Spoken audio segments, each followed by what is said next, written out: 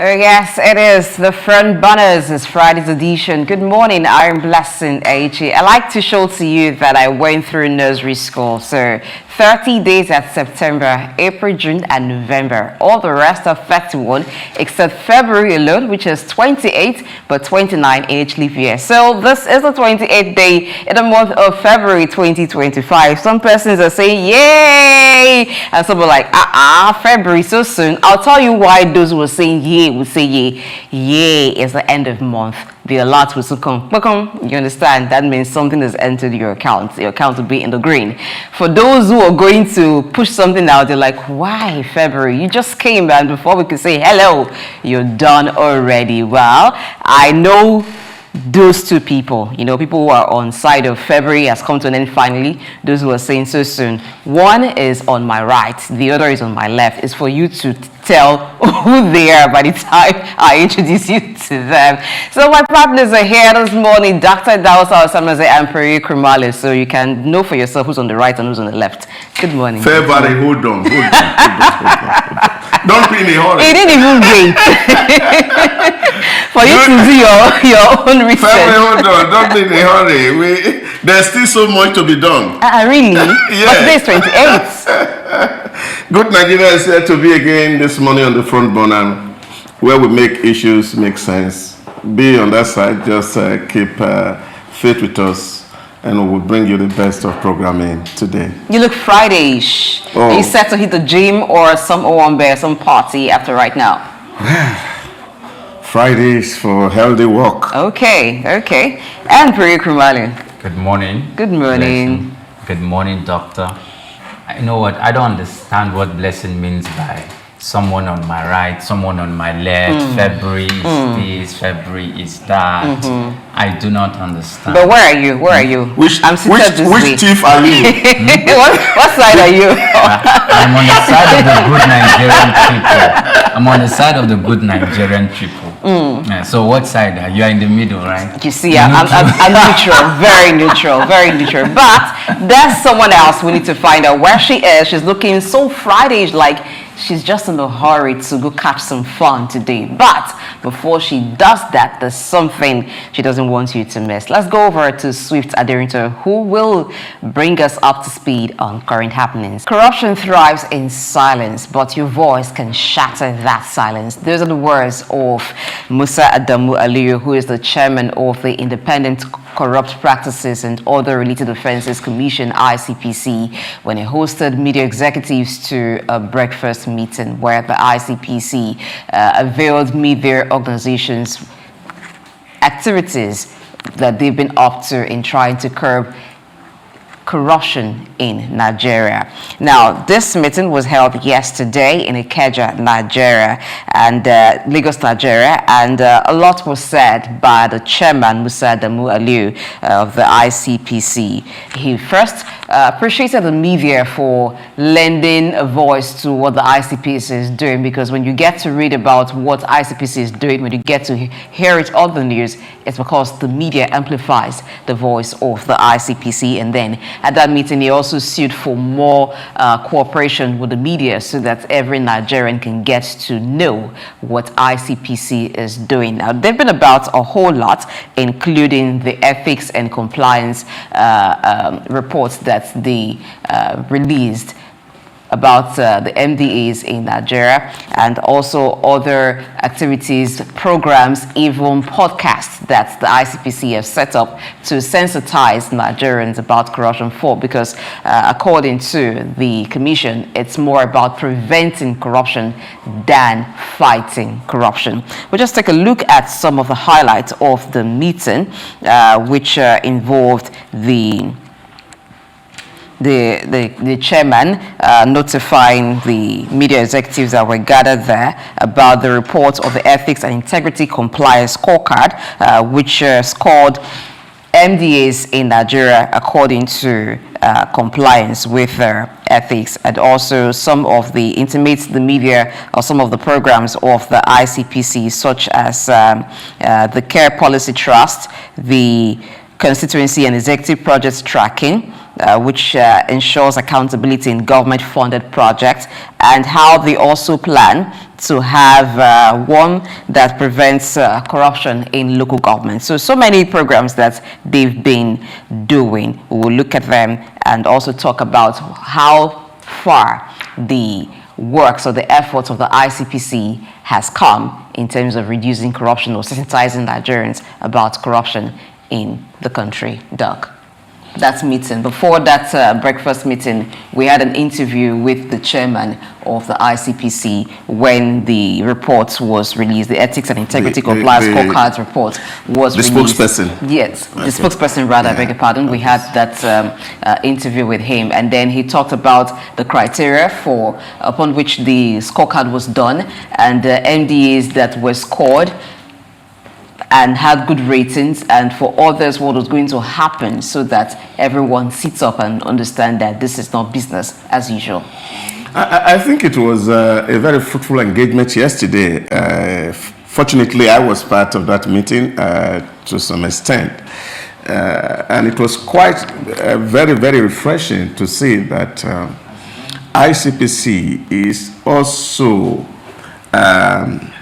having to adopt a strategic communication to deal with the issue of corruption in Nigeria. And there was no better way to start that conversation than engaging with the fourth estate of the realm.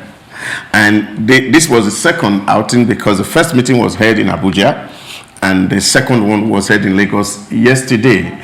And what was the goal? To say, oh, this is what we're doing. We need the support of the media to be able to drive this narrative. So it's not just enough for us to crucify the institutions of government that they are not doing anything. And that was why he made that very profound statement yesterday, that corruption thrives where there is silence.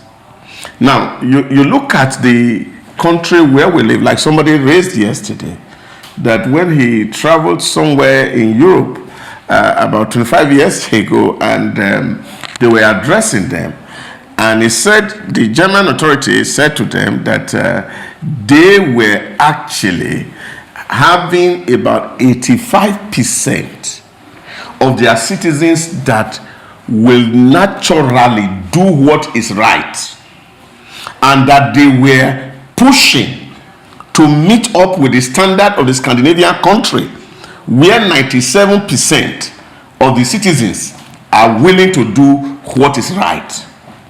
And I said, if you flip the card to Africa, for example, and you see how many people are willing to do what is right. And this is what ICPC actually had to deal with, because you have a situation where people need to be monitored, people need to be thoroughly supervised before they can do what is right. And so law enforcement becomes really very tedious in a society where you have maximum people who are not willing to do what is right, as against society where you have so many people who are willing and natural to do what is right. And I think this is where we need to do the campaign, because ethics is critical to the survival of every society. And where people behave unethically, where people circumvent the rules of the game, you find that corrupt practices abound. But when people understand what the rules are and they know what their part is in that contract, then it's very easy and simple for the regulators to be able to say, oh, we are pushing because we know when we put this information and people are able to receive it and do with it what is needed. And I think that was what the meeting was yesterday, but it was a great outing for ICPC. Now, do you think that the situation where you have a lot of the citizens of a particular country or state willing to do what is right, as against what you have in Nigeria, where the challenge is a lot of persons not wanting to do what is right except they are monitored or supervised? Does it come from the society that we live in, the family system, and then how it has been. You know, the background of people matters a whole lot. What you've been used to, what you see all around you, the environment. So is it an environmental problem that stems from the home down to the schools before people even get into the corporate setting, and then it's now a widespread issue? How do we begin to change that narrative where you have more persons who, without supervision, want to do what is right? Okay, so for me, I think there's a gap between specifically the ICPC and the people. If you want these people, like Doc was talking about, making reference to Germany, where their objective is to make sure that they are consistently engaged and to communicate that effect to the people, that way it is the people, you know, to put it in the people, to make sure that they always want to do what is right. If in other climes, their law enforcement agencies are encountering lots of people, a majority of people appear to be people are not doing what is right, you know, science is more like a social science. Behavioral science. Let's investigate. Why don't you want to do what? We know that there's this natural tendency for people not wanting to do what is right. But sometimes people may not be doing what is right as the only way to protest. As the only way to protest. I am not saying that is right. However, it calls for investigation. The gap between, will I say, the ICPC, and this time I'm not only talking about the ICPC, the Nigerian police, and even the law enforcement agencies, including the military. It is way worse before. Then now they've been making attempts to come closer to the people, but we're still very, very far apart. So if I were to give instances, let me just make an instance of a specific story I heard, and I'm saying teenagers went on carousing and went on a Friday night. Teenagers between the ages of 14 and 19. Okay, even though 19 is no longer a teen. It's still a teenager. It's still a teen. Until they get to but 20. those ones are responsible when it comes to the law because they are above 18. They are senior teens. So they went out carousing over the night, and this happened in Nigeria. And they started misbehaving because they, you know, started engaging in doing things like taking alcohol and all of that. They got caught up by police officers. Oh, sorry, it was not in Nigeria. They got caught up by police officers. Do you know what happened? These police officers, you know, sometimes the law says one thing. Other times there's action that police officers will take or the law enforcement agencies will take that, you know, makes the public to secure their trust. They kept them, and in the morning, when they were done and their eyes were opened and they realized where they were, you know, when we were thinking in other climes, some other things were happening, but they took them to the house and brought them back home because the parents and all of them were already worried of their children, and they brought them back home. And that went with a stern warning that next time you will be treated as adults and will make you responsible for your actions. Now, compare that in other climes, or let me come back to Nigeria. If a group of persons that were caught by the law enforcement agencies, I don't want to say something that may happen, but Nigerians already have in their mind what may happen. So in instances like that, they are bridging the gap and building trust with the community that they have been saddled with the responsibility to watch over, to make sure that they do right. And not only that, but they are also communicating a part of themselves as an institution that, look, you can trust us. Okay. We are not here to victimize you. We are not here to make sure that we are just waiting for you to fault, skip the law and pounce on you. When I hear a conversation like this from Priye, it just gives me a way, because this is the thing we see in our environment. Let's also look at this. The reason people don't do what is right, or many persons don't do what is right, he raised the issue of rebellion or protest, people wanting to protest, and so some don't do what is right. Could that also be the part of the reward system?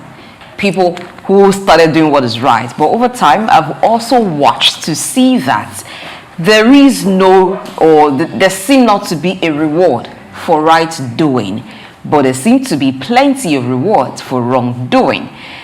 At the same time, there seem not to be commensurate punitive or penalty for wrongdoing. You see, As this that is made the, a lot this of is the persons argument. change over time to say, This is the let's argument part for of the me wrongdoers. that is always very worrisome when we speak about our environment. And people want to live in paradise, but they don't want to walk to get into paradise. So we do things that take us to hell, and then we are dreaming to enter paradise by accident, which cannot happen. Ethics has nothing to do with what the state is doing. It has to do with your person. But is it not a two-way Now, traffic? let me give you one particular instance. You see one video on air where Donald Trump was saying to his grandchildren and warning them stealing from the house, don't do drugs, don't drink alcohol. I'm your grandfather, I've never taken drug, I don't drink alcohol. That's a grandfather speaking to his grandchildren. And did you wonder, you find that there was a time they were asking Hillary Clinton, what good thing do you see about Donald Trump? And the woman said, well, I don't see any other thing but his children are well raised. The task of raising children is not government. It's parents. Why will you, for example, allow your child to go and be drinking party, and then you are asking government to be cuddling them, and that is the only way that you can instill righteousness in them? But you know that even when the children are well raised, they get into an environment outside of their home. There is no environment. You see, the problem we are having is that we are having multiplicity of families who have left what they are supposed to be doing for their children, that the responsibility of raising a child rightly belongs to them, and therefore we are handing over. And that's why I was quite very fundamental in making that remark. It was not even the ICPC chairman who made it. It's one of the guild of editors who made that remark. That they were told that in that society you are seeing that many people, and he gave a figure, 87% of Germans are ready to do what is right, whether somebody is watching or not watching. Can we check why they're ready to do what is right? Now, what that means to you is that even if you have law enforcement agents, they have to spend their energy only with 13% of the population. So policing becomes simple. How did they get to 87%? And they were saying that they were doing more because their neighbors, the Scandinavians, 97% of them, of their population, are willing to do things that is right without any eye watching. Okay, so the question is, why are they willing? Because they are good people by nature, what we are talking about. A system made them that way. You see, and that's the power of religion. And that's because before the Reformation happened, there were not so much happening in Europe. Europe was like Africa, worse off. Intercommunal wars, all manners of crime you can think about, they were all happening. But when Reformation happened, which of course a point somebody also made yesterday, and he said, I'm a pastor, and of course the church is also worse off, that what are we supposed to be doing to our children is that the society has responsibility to raise up good products, and that reduces the effort of government. But when you see that you have an environment where everybody supports what is not right, if you use public bus like I do in Lagos, and you see that the driver is misbehaving, and you try to say, oh, what you are doing is not right, even everybody inside the bus, they come against you as if you are the enemy of the people. Now when you find environment like that, it is difficult. There's no reward system for crime in Nigeria, for God's sake. Are we sure about that? Are we sure that there is no reward system? There is no reward system of any sort. I do not agree with that. No, there seems to be a reward system. Okay, yes, I'll tell you what a reward system is. So someone who has been accused of embezzling funds, you're expecting that, oh, investigations are done. If the person is found guilty, as you will find in other crimes, there are actions taken. This same person, after a while, you don't hear anything about it, is given more appointments. Someone who is well known in the society, who does illegal activities. In this context, you could even find maybe what they call a Yahoo boy, an internet fraudster and all. Is given chieftaincy title. Is that not a reward? No. I give you one example. All right. So I so why would the person who wants to follow a legal means not want to copy that? Dr. Sam Adeyemi said once that he was on a flight with Baba Enoch Adeboye, and he had the opportunity to speak to him and said, "Papa, you are here, and many like you in Nigeria. We are praying for Nigeria, and this is not changing. What is the problem?" And he said, the man of God said, "Oh yes, we have to continue to pray." I said, "Is that all your answer?" And he said the man asked him a question that up to tomorrow he's still pondering. And what was that question? If all armed robber gathers and they want to elect a leader among them, will they elect an honest policeman to be their leader? No. So this is the challenge. So when armed robbers gather and they want to choose a leader, they will not choose an honest policeman to be their leader. They will choose one of them to be their leader. So that's not a reward system. It's only good to say that fundamentally a lot of things are wrong. See, the problem. But that's in the community of armed robbers. So the honest policeman has no place being there. No, we're talking about the system. That is what I'm saying. So if you have an environment where everybody seems to be wired to do what is wrong, who will push the right? Who does that wiring? Can I come in here? That wiring? Can I say something? Yes, please, go ahead. Okay, so I think we can never have a system where everybody, not 99% of people, are ready to do what is right. That's a utopian society. It will never materialize. Will you say 99? It will never come to 87%. existence. 87%. See, you said about 97% of Scandinavia wants to do what is right. And I can tell you that there's a specific percent of Nigeria, and I can say they fall drastically below that 97%. And I can even say they fall even below 50% that wants to do what it is. We can't even say that they fall below 50%. Okay, fine. Let's even say how we arriving at I am saying that because I want to even paint the picture that I want to just paint the picture that there are some certain people, even in the most gory and corrupt environment, that still want to do what is right. True. And if you want to do what is right, and there are instances where the institutions of government, the ICPC needs to understand something. Gathering media executives to sit down on a table to let them know that, look, you are playing a critical role in supporting us and fighting corruption in this country, and you are doing good, and we want to make sure that this relationship continues so that we can make our society a decent place, is good. It doesn't mean that the media is not going to talk about the ICPC and let it out to them that, look, there were areas that you have been found falling or coming short, and they need to equally have opening and listening ears to listen to that. There is a whistleblower law in place, and I am glad that in the document the chairman or the head actually referenced the whistleblower policy. When it started, it was coming up strong. All of a sudden, it died down. It died down for why? Because someone went to blow whistle to the law enforcement agencies, and he was exposed in this country.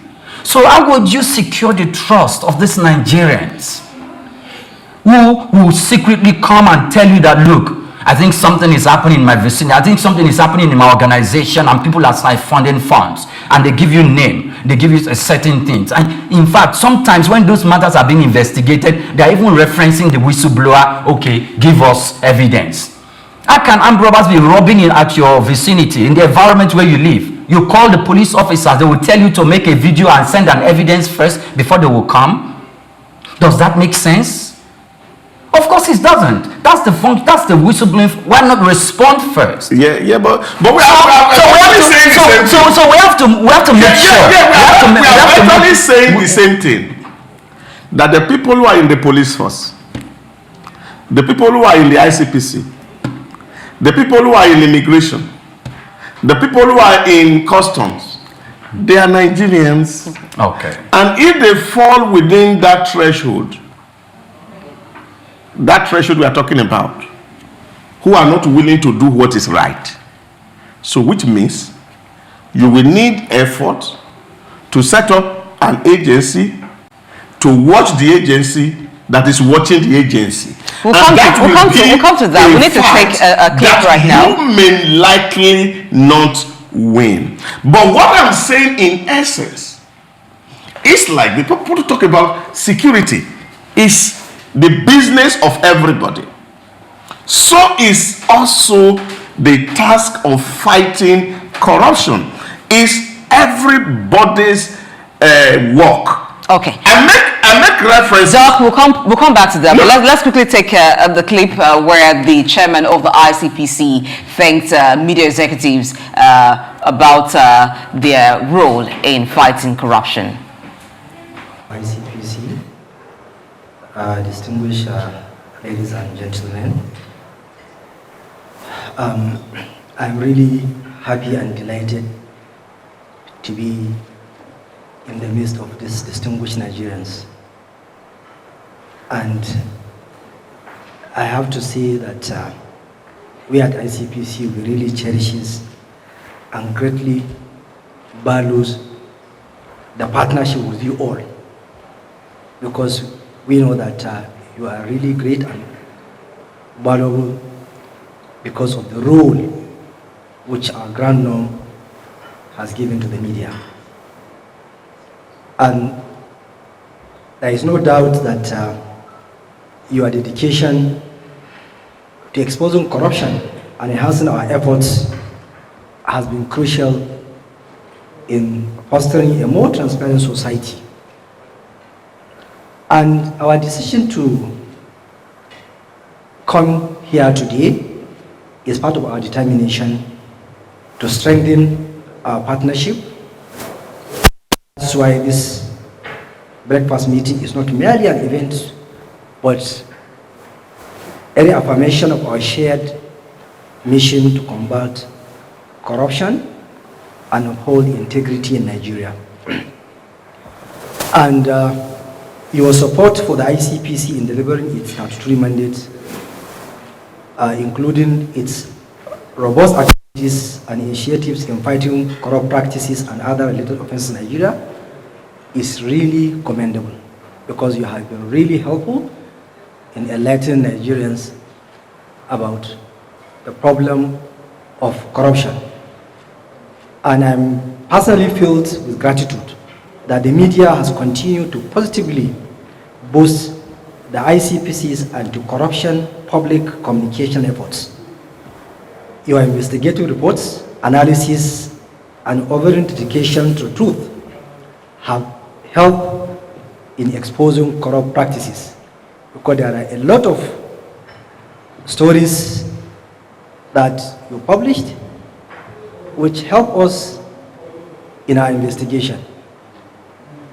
And most of these stories, they have led us to discovering some massive challenges that is facing, or that are facing our public sector. And if I may recall, there is one whereby it has to do with our youth. A contract supposed to be executed for the benefit of our youth, but the humongous amount of money was diverted. And it was as a result of one of you we discovered the challenge. So I thank you for the contribution. As we salute your commitment to the crusade against corruption, ICPC under my leadership is really serious to ensure that sustenance and heightening of our collaboration with you. And the media is not merely an observer, you are a frontline partner in the fight. And over the years, ICPC has adopted a strategic communication approach in line with Section 36 of the 1999 Constitution as amended and Section 27, Sub 4 of the ICPC Act. And these laws ensure the protection of suspects' rights while remaining strict, diligent, and stand in our actions. And ICPC will remain resolute in propagating the rule of law and protecting human dignity. And also, ICPC under my leadership prioritizes the protection of whistleblowers and the integrity of investigations. And transparency is a cornerstone of our work, and we will continue to provide verified information through official channels, which include press releases, newsletters, and our digital platforms. Okay, that was the chairman of the ICPC there talking during the breakfast meeting held in Ikeja, Lagos, with media executives. So if we look at the report of the commission, it says that 1.4 million individuals were physically reached through 579 sensitization exercises conducted under its community engagement programs. Now, we've been talking about people wired negatively, people not wanting to do what is right, and Pere also raised the point of having engagement, coming down to the level of the citizens and have them participate in what the ICPC is doing. So they were able to make some engagement. We're hoping that they're able to do much more this year. And I believe that's why they sought that breakfast meeting, to have cooperation with the media so their voices can be amplified. Now, as a wrap up on this, the question is this. Now, if people have been raised in the background in an environment where wrongdoing seems normal, how do we rewire this wrong configuration to have a better society? Do we go using punitive measures? Is it sensitization, appealing, using religious houses? What do we need to do? I think what we can do is still going to go back to public education, where basic moral agents in society take their role in building an ethical society. Who are these moral agents? We have religious bodies, whether they are Christian, whether they are Muslim, because the core teaching of this basic religion is ethics and morality. Now, we have traditional institutions whose primary duty is to socialize their indigents or the people around them to do what is right.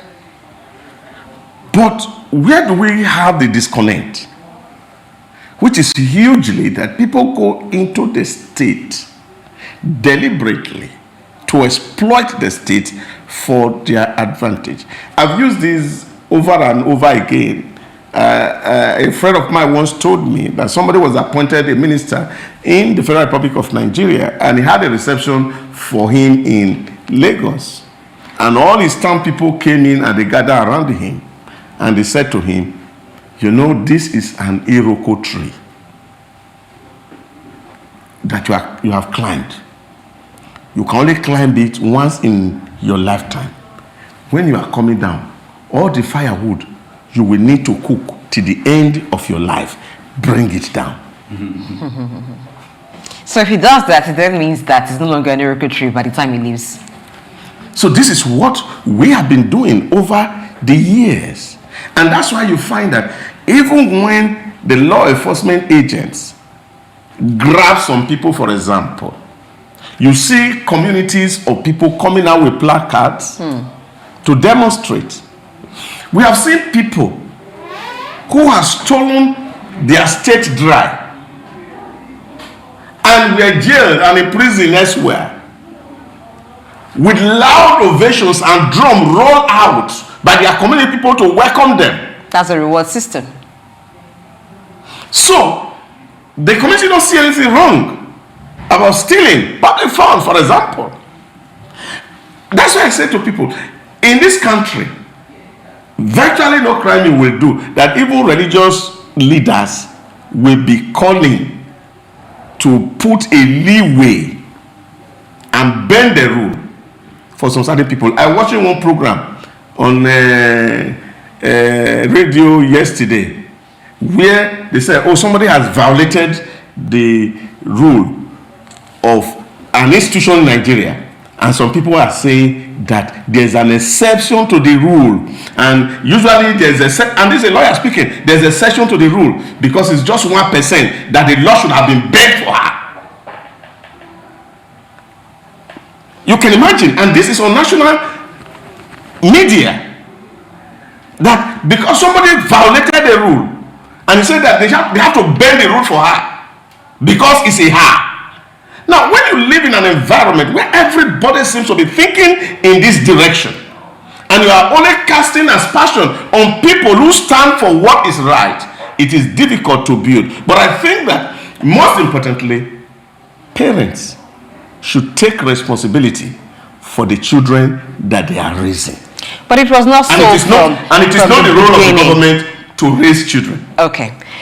It was not so from the beginning. We know that African communities are communal in nature, and it was a practice at a time that children are not raised only by your biological parents. You do something wrong in the community, they don't even wait for your parents to come before you are told that is wrong, before you are penalized for that wrongdoing. And by the time your parents come around and they are informed of what you've done, they add to your punishment. So everybody frowned at what was wrong and people applauded what was right. But something changed over time where you now have more people giving standing ovation for what is wrong and very few people saying this is right.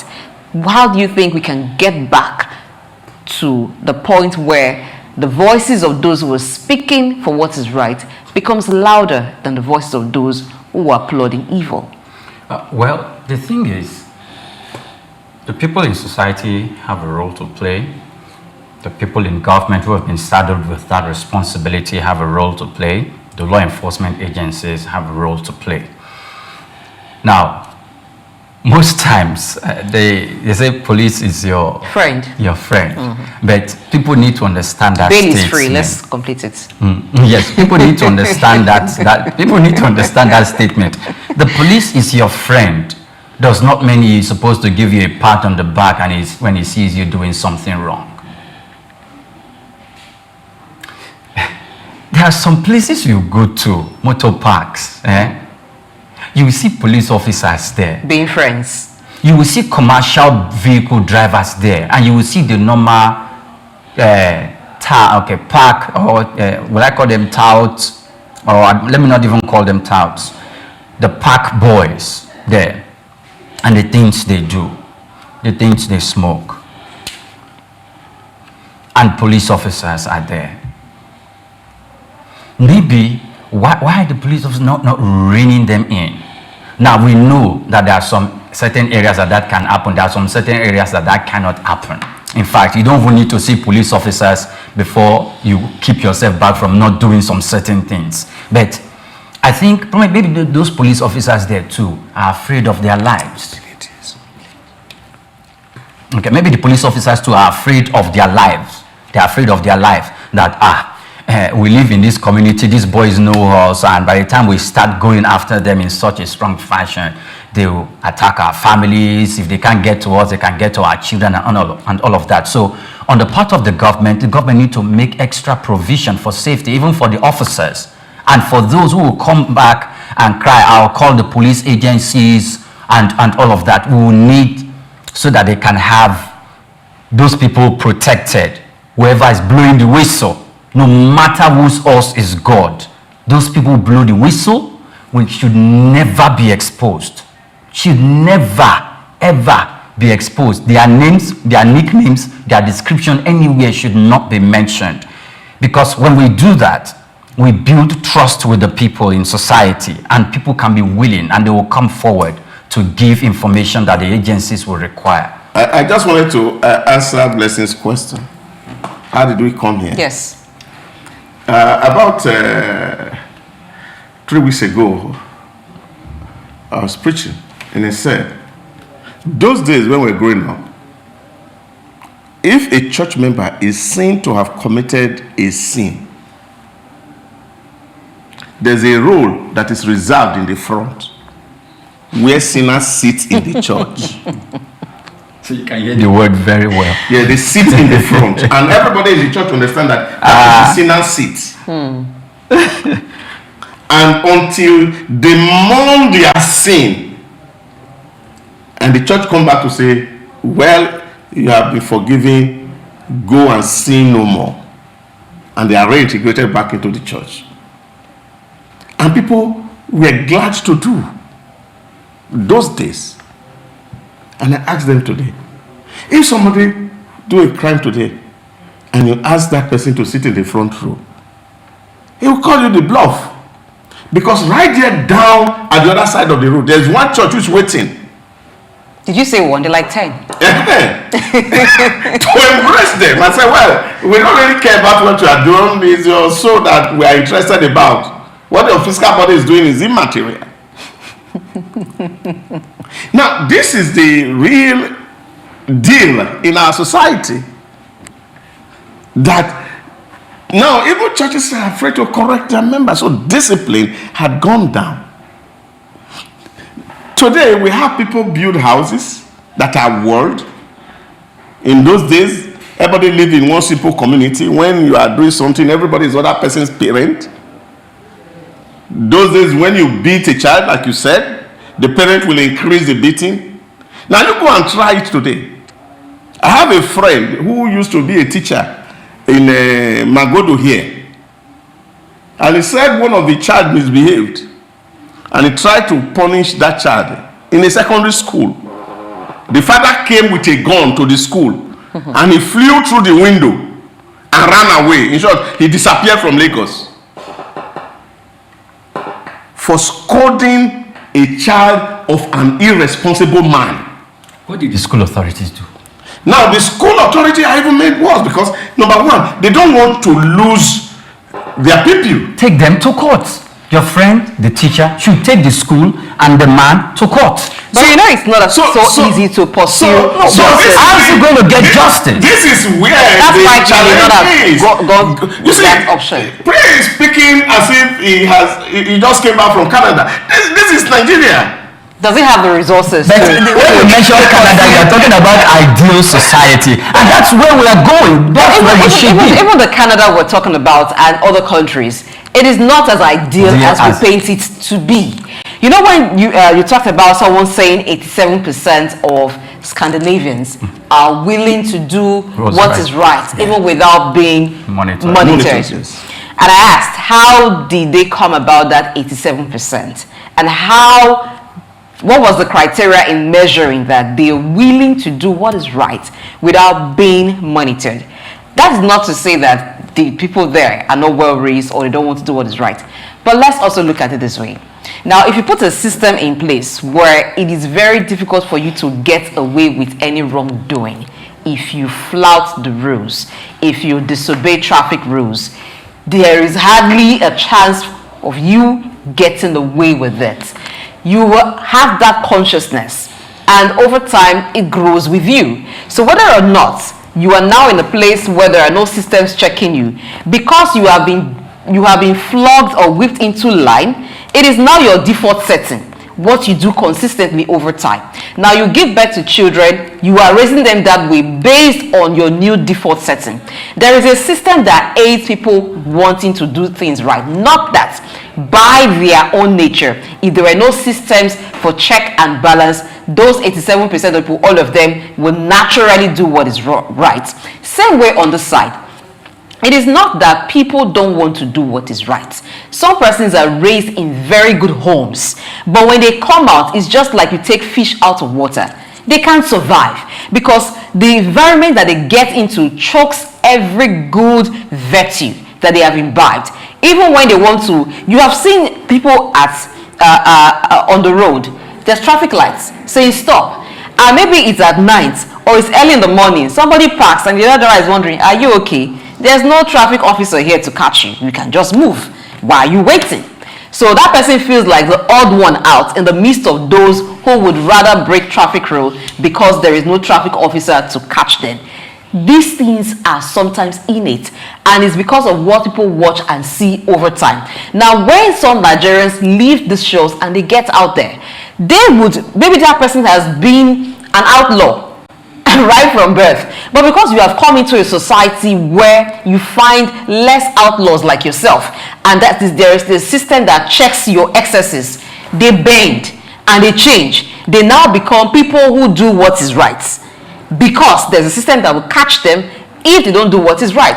Over time too, it gradually becomes their default setting until they come back to a society where you can easily get away with wrong thing. So it's on both ends. There is a social part which talks about the family, the society. There is a government part. You are also watching the leaders who are talking. Now, after a time, you find that, oh, they said that this DG of this particular MDA has stolen so and so amount of money. Now, you are waiting for what will happen. You never get to see the end of that case. Before you know it, that DG moves up to a higher position. Because it's modeling. It is what you are saying. The young child who is growing, who has been taught hard work pays, is seeing the man who is not hardworking but is very rich. What are we modeling? So these things are contributing. This is exactly why the ICPC gathered the media yesterday. Because the Constitution of Nigeria says every man is presumed innocent of an alleged crime until it is proven otherwise by the court of competent jurisdiction. Most of the cases, and this is a problem with even law enforcement agents, that you have cases, investigations have not been done, we have not even got into the nitty-gritty of the case, and then we go to the press to say Mr. XYZ allegedly has stolen X amount of money. And that, the people call it media trial. Now, so you go to the front, but you don't have evidence. And in the face of the law, evidence is the king. These have been the problem, and that's what ICPC is trying to correct. See, if you flag somebody, there's a need to do investigation. If you go to other systems in the world, what happens is that people are suspected, and FBI, for example, in America, can take 1 year. CIA can take so many years investigating, gathering evidence before coming to the public to say, well, this person is a suspect. And when they are saying that, they will have incrementing evidence at their disposal. But what we do here is that, this money is missing. And we just go to the press, like they said, Akatajara of Nigeria stole 80 trillion in a budget that is less than 20 trillion. How does it happen? What is the substance? And that's why even as a station we say, look, there's not even point to say calling names until those cases are executed by the competent court of jurisdiction before you can now begin to call and name. Because most of those times, those media trial corrupt the system and we don't get the right feedback to come out. But most fundamentally, for our viewers today, the responsibility to raise a child belongs to the parent. And if you cannot raise your child well, then there's no business having one. Okay. Yes, I believe that with what the ICPC has done, asking for more cooperation with the media, and hopefully they will have more physical engagement, sensitization of communities of Nigerians on the need to avoid corruption, because prevention is better than cure. If many persons understand why they should not engage in corrupt practices, I believe that we will be able to get there. But let's also strengthen the system where we don't give a slap on the wrist